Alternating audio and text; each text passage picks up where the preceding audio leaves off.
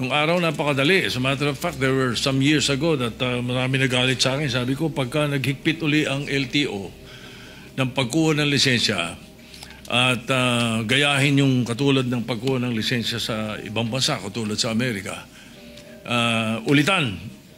Lahat na magbe-birthday, panibago uli. Na, yun ang suggestion ko some years back. And I said, I guarantee that 50% of the drivers will fail.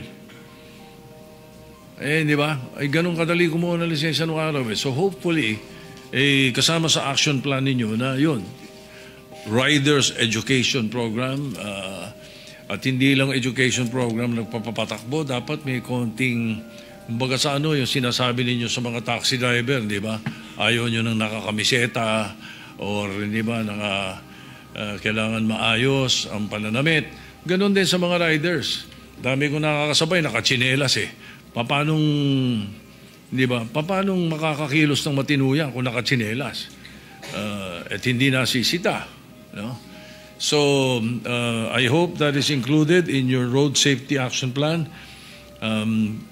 Well-educated drivers na yung sumusunod sa, yung isang araw, nagre-reklamo sa akin yung aking political officer, si Hatch.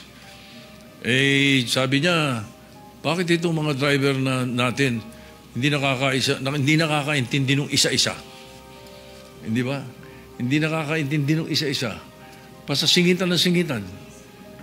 Talagang and I experience it daily.